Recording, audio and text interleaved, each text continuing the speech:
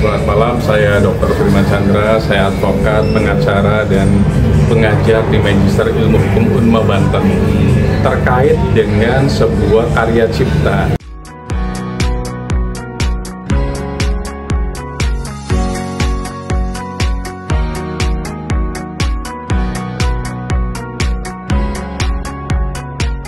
Hak cipta, karya ilmiah itu adalah sebuah seni, itu adalah sebuah kegiatan kontemplasi, sebuah hal yang dipikirkan, dan itu membutuhkan waktu, menguras energi, menguras tenaga, dan biaya.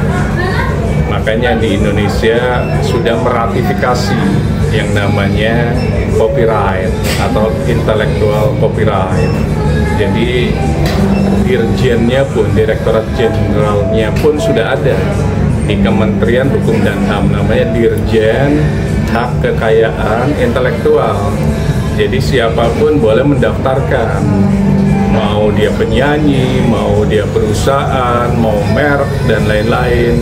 Itu sudah dipayungi hukum yang namanya Undang-Undang Hak Cipta. Jadi undang-undang yang memang secara hukum menguatkan barang siapa yang memiliki karya cipta, dan karya cipta itu intangible reward, itu sejatinya harus didaftarkan karena supaya terlindungi, karena kedepannya karya cipta itu akan bisa menjadi sebuah agunan di perbankan. Makanya karya cipta itu kenapa harus dilindungi, karena prosesnya pun panjang gitu. Dan itu ada cuan di situ. Siapapun yang punya merek itu pasti lebih mahal dibanding yang belum punya merek. Kenapa kita minum kopi di tempat yang mewah gitu loh, padahal sebenarnya rasanya sama karena merek itu yang membuat mahal. Begitu juga karya seni yang sudah didaftarkan di sebuah tempat namanya Dirjen Hak Kekayaan Intelektual, itu akan dilindungi. Kalau seni biasa sampai seumur hidup, kemudian ahli waris yang akan menerima sampai 10 tahun setelah pemiliknya atau penciptanya atau musisinya meninggal. Jadi begitulah negara kita melindungi sebuah karya cipta yang memang susah untuk dibuat, baik karya cipta musik, karya cipta lukisan, karya cipta buku, dan lain-lain. Nah, terkait dengan case yang sekarang, sebenarnya bukan sekarang saja, sebelumnya sudah ada beberapa penyanyi mengcover, beberapa penyanyi menyadur, beberapa penyanyi menyanyikan lagi lagu-lagu yang dikatakan tenar. Apa yang terjadi, mereka pun akan ikut tenar karena lagu tersebut sudah populer. Ada dua perspektif saya lihat. Pertama, terkait beberapa artis yang silakan saja, jadi ada pembiaran gitu, silakan saja lagu-lagunya di cover oleh orang lain karena itu bentuk sedekah. Sedekah itu tidak harus dalam bentuk uang, tapi bisa juga memberikan karya seni untuk dinyanyikan sama orang lain, sehingga orang lain tersebut mendapatkan rezeki, apakah dari monetize, apakah dari TikTok atau YouTube, dan lain-lain. Tapi ada juga artis yang tidak mau, karena ini bagaimanapun karya cipta harus izin dong. Nah, ini balik lagi, ada sebuah parameteris namanya etikabilitas, sebuah etika norma kepatutan yang harus dimiliki oleh semua yang ada di Indonesia.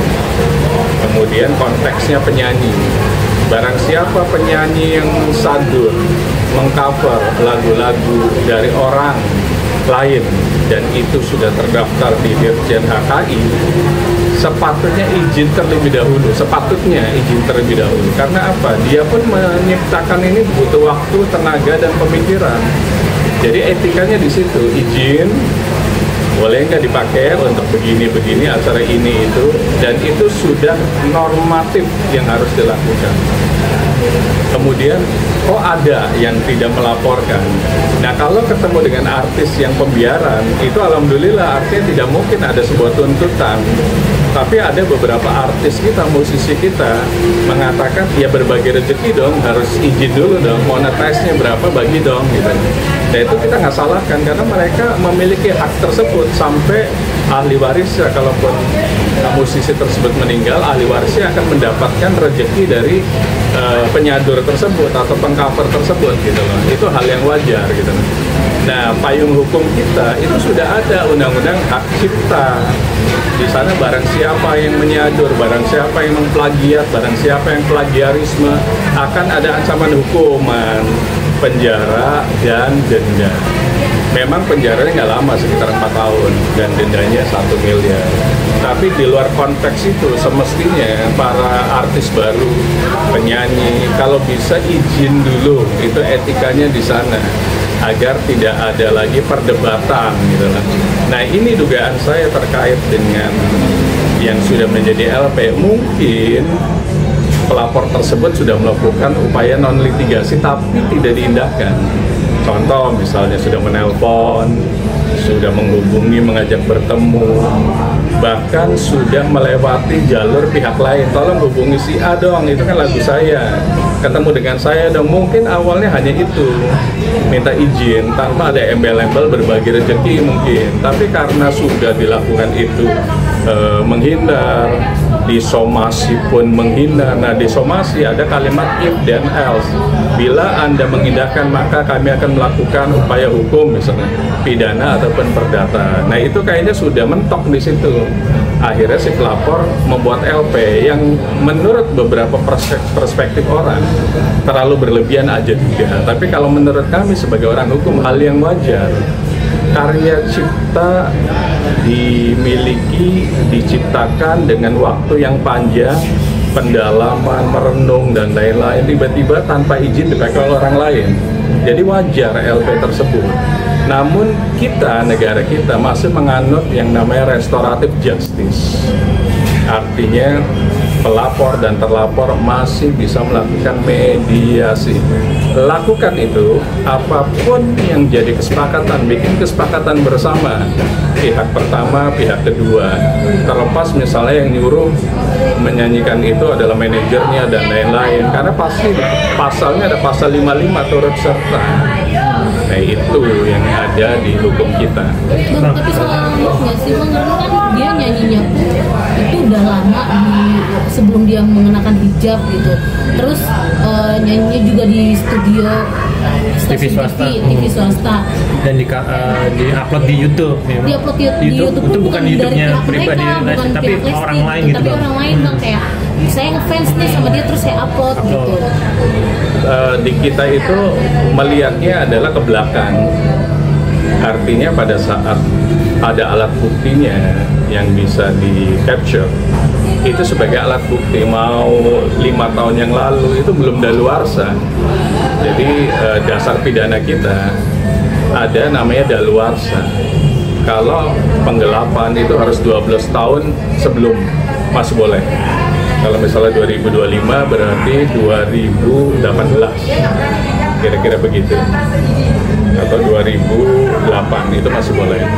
Jadi ada namanya belum daluarsa. Jadi boleh-boleh saja sepanjang nggak masuk konteks daluarsa. Artinya mau sudah memakai hijab, belum memakai hijab, kemudian di televisi.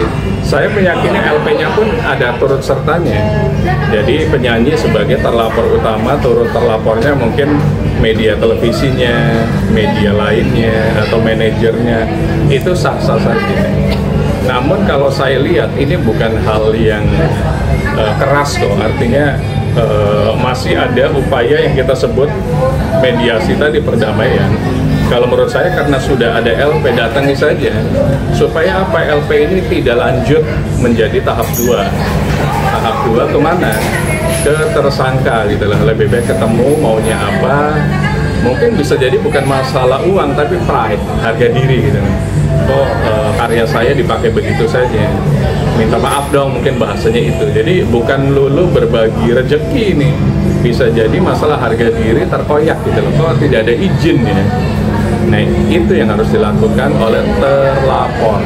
Tapi bicara data sendiri, sebenarnya bukan Lesti aja yang menyanyikan, banyak penyanyi dangdut yang menyanyikan. Kenapa tidak dilaporkan juga? Apa karena Lesti saat ini sedang naik daun, banyak jobnya sehingga dilaporkan karena ibaratnya aji mumpung nih gitu? Karena dulu ada bisa jadi. Artinya apa? Pelapor itu kan berhak untuk melaporkan siapapun. Kalau dia pengennya melaporkan A, ya boleh saja A saja gitu. Karena apa? Faktor dari yang tadi dia pikir yang paling terkenal hanya si A tersebut gitu lah. Ya udah A saja, mungkin sebelumnya sudah, tapi tidak ada bukti gitu. Bukti untuk melaporkan kan harus ada bukti plagiatnya mana, pasti polisi kan akan menanyakan itu. Nah mungkin yang ditemukan adalah bukti dari yang penyanyi ini gitu loh. Akhirnya di-download, itu yang dijadikan alat bukti di SPKT kepolisian, misalnya Sentra Pelayanan Kepolisian Terpadu. Jadi nggak harus semuanya dilaporkan, karena ini adalah delik aduan. Namanya delik aduan itu yang mengadukan melihat ada potensi kerugian. Dan potensi kerugian, dia akan melihat siapa yang melakukan potensi kerugian. Mungkin yang terbesar hanya A, jadinya dia hanya melakukan pelaporan terhadap A saja, tidak semuanya dilaporkan. Bang, yang tadi seperti Abang bilang, sebenarnya ini dari 2018 Yoni ibaratnya mencuat kasus ini. Dia sudah mensomasi Lesti 2 kali kan.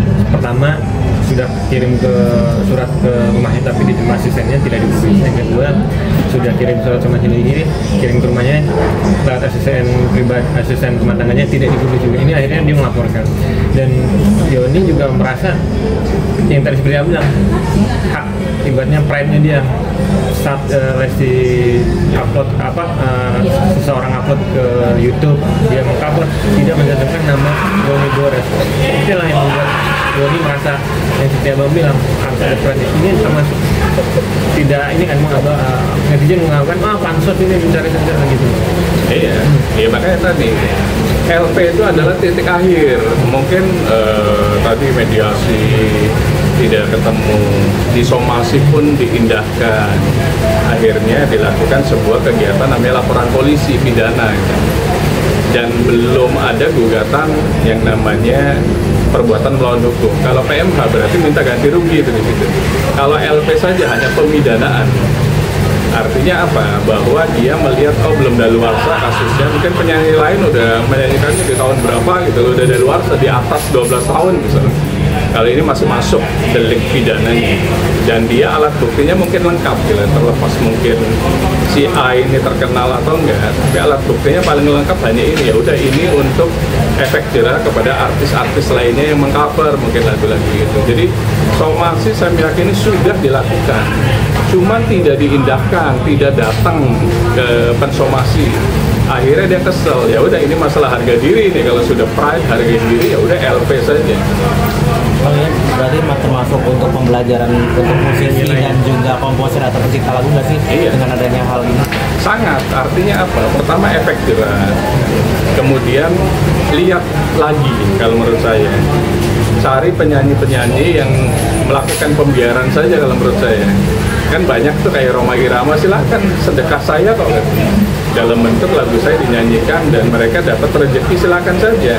Saya pun sedekah. Nah itu mungkin dijadikan plot gitu, bahwa penyanyi Rhoma Irama itu boleh di cover karena apa? Tidak perlu izin mungkin.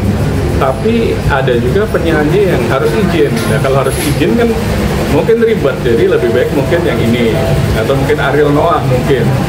Itu kan melakukan pembiaran, silakan gitu. Jadi di sisi lain kami harus hormati sebagai praktisi hukum juga untuk menciptakan sebuah lagu, bikin buku. Kami saja bikin buku itu kan didaftarkan ke Dirjen HKI supaya tidak ada orang mengkopi buku kita. Apa bedanya sama penyanyi? Mencipta musik, mencipta lagu, dia pun sudah didaftarkan, tiba-tiba ada orang yang tanpa izin. Akhirnya apa yang terjadi? Di telepon, di somasi nggak datang, LP itu adalah jalan terakhir. Damai saja. Saya meyakini sebenarnya ini tujuannya adalah untuk bertemu antara pelapor dan terlapor. Kemudian mereka melakukan upaya namanya restoratif justice sehingga LP itu bisa segera dicabut. Bang, ini kan ramai juga boikot lagu Yoni Dores. Nah, tapi endingnya ternyata katanya Yoni Dores ini mencoba untuk melakukan perdamaian dengan tim Lesti dengan mengajak kolaborasi. Tanggapan Abang gimana nih? Ya nggak masalah, itu kan salah satu strategi promosi juga kan. Artinya kolaborasi, mungkin bikin sesuatu karya seni yang bersama bareng. mungkin dia bikin lagu untuk Lesti, itu sah-sah saja. Artinya inti dari semuanya adalah etika tadi. Jadi apapun yang dilakukan itu lebih baik izin. Nanti goal berikutnya jadi kolaborasi, jadi berteman. Ini kan efek dari permasalahan hukum ini gitu. Ada blessing is disguise namanya. Artinya di balik sebuah kuruwetan itu nanti ada keindahan. Nah mungkin di situ akhirnya oke, Anda datang ke saya, kita bikin bareng, dua-duanya akhirnya mencuat. Mungkin. Namun hukum harus dijalani agar apa? Jangan sampai LP ini berproses dan naik ke tahap berikutnya.